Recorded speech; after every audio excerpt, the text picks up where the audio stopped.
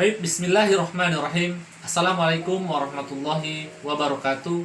Alhamdulillah, sobat IHCS yang dimuliakan Allah Subhanahu wa taala. Hari ini kembali bersama Pak Herman dalam pembelajaran PKN. Let's go, check it out. Baik, sobat IHCS yang dimuliakan Allah Subhanahu wa taala, langsung saja kita ke materi. Insyaallah hari ini kita akan membahas tentang perumusan dan pengesahan Undang-Undang Dasar Negara Republik Indonesia tahun 1945. Konstitusi adalah hukum dasar yang dijadikan pegangan dalam penyelenggaraan pemerintahan negara. Oleh karena itu, menurut Jimli As-Siddiqi, konstitusi bukan undang-undang biasa. Konstitusi tidak ditetapkan oleh lembaga legislatif biasa, tetapi oleh badan khusus dan lebih tinggi kedudukannya. Dalam hierarki hukum, konstitusi merupakan hukum yang paling tinggi dan fundamental sifatnya, sehingga peraturan-peraturan di bawahnya tidak boleh bertentangan dengan Undang-Undang Dasar 1945. Selanjutnya, ketika kemerdekaan Indonesia diproklamasikan, itu belum memiliki Undang-Undang Dasar. Undang-Undang Dasar Negara Republik Indonesia 1945 ditetapkan oleh PPKI pada hari Sabtu 18 Agustus 1945, satu hari setelah proklamasi. Merujuk pada buku Konstitusi dan Konstitusionalisme karangan Jimli As-Siddiqi, disebutkan bahwa naskah Undang-Undang Dasar 1945 pertama kali dipersiapkan oleh BPUPKI. Hal itu dilakukan pada masa sidang kedua tanggal 10 Juli sampai dengan 17 Juli 1945. Saat itu dibahas hal-hal teknis tentang bentuk negara dan pemerintahan baru yang akan dibentuk. Dalam masa persidangan kedua tersebut, dibentuk panitia hukum dasar dengan anggota 19 orang yang diketuai oleh Insinyur Soekarno. Kemudian panitia ini membentuk panitia kecil lagi yang diketuai oleh Supomo dengan anggota terdiri atas Wongsonegoro, R. Soekarjo, A.A. Maramis, Panji Singgi, Haji Agus Salim, dan Sukiman.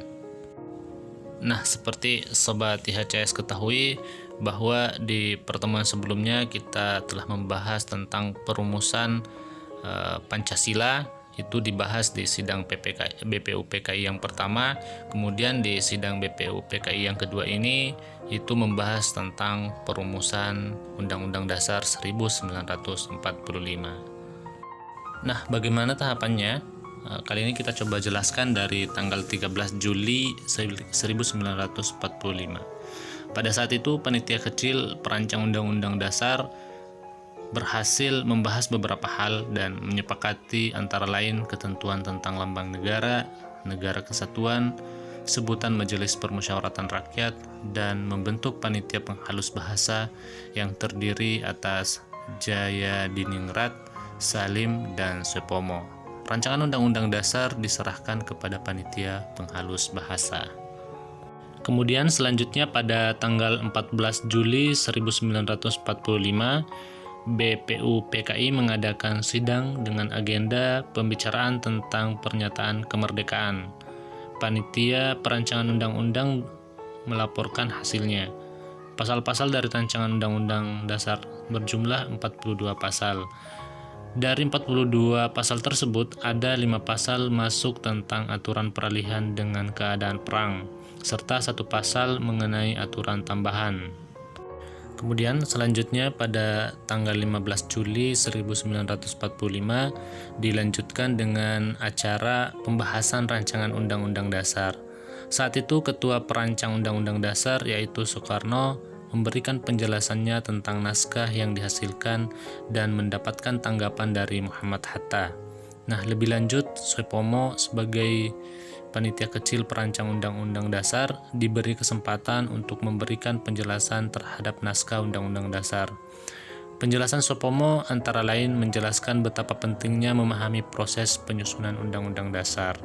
Selanjutnya, sidang BPUPKI pada tanggal 16 Juli 1945, akhirnya naskah Undang-Undang Dasar diterima dengan suara bulat. Selain itu juga diterima usul-usul dari panitia keuangan dan panitia pembelaan tanah air. Dengan demikian selesailah tugas panitia PPU PKI. Nah, itulah tadi beberapa rentetan kegiatan tentang perumusan Undang-Undang Dasar 1945. Sekarang kita lanjut ke penetapan dan pengesahan Undang-Undang Dasar 1945. Nah, sehari setelah proklamasi kemerdekaan Indonesia, Panitia Persiapan Kemerdekaan Indonesia atau PPKI yang menggantikan BPU PKI melaksanakan sidang, yakni pada tanggal 18 Agustus 1945. Dalam persidangan PPKI tanggal 18 Agustus 1945, di sini menghasilkan keputusan sebagai berikut. Yang pertama, mengesahkan Undang-Undang Dasar 1945. Kemudian keputusan yang kedua, menetapkan Insinyur Soekarno sebagai Presiden dan Dr. Andes Muhammad Hatta sebagai Wakil Presiden Republik Indonesia. Kemudian keputusan yang ketiga adalah membentuk Komite Nasional Indonesia Pusat. Sidang PPKI telah melakukan beberapa perubahan rumusan pembukaan Undang-Undang Dasar, Naskah Piagam Jakarta, dan Rancangan Batang Tubuh Undang-Undang Dasar hasil sidang kedua BPU PKI. 4 perubahan yang disepakati tersebut antara lain sebagai berikut. Yang pertama adalah kata muqaddimah diganti dengan kata pembukaan. Kemudian yang kedua, sila pertama yaitu ketuhanan dengan kewajiban menjalankan syariat Islam bagi pemeluk-pemeluknya diganti dengan rumusan ketuhanan yang Maha Esa.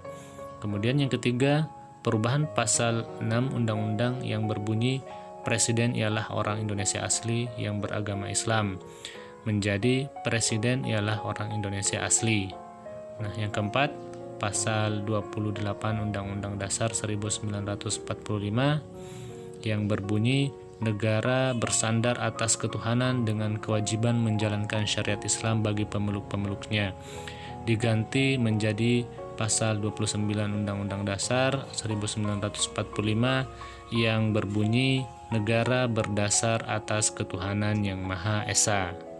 Inilah 4 poin perubahan yang dilakukan oleh sidang PPKI dari hasil sidang BPU PKI yang kedua. Nah, sobat IHCS yang dirahmati Allah Subhanahu wa taala, demikianlah pembahasan tentang perumusan dan pengesahan Undang-Undang Dasar Negara Republik Indonesia tahun 1945. Semoga bermanfaat, tetap semangat, manjada wajada. Siapa yang berusaha, insya Allah pasti bisa. Allahu Akbar, Allahu Akbar, Allahu Akbar. Pak Herman akhiri dengan ucapan billahi fi sabilil haq fastabiqul khairat. Wassalamualaikum warahmatullahi wabarakatuh.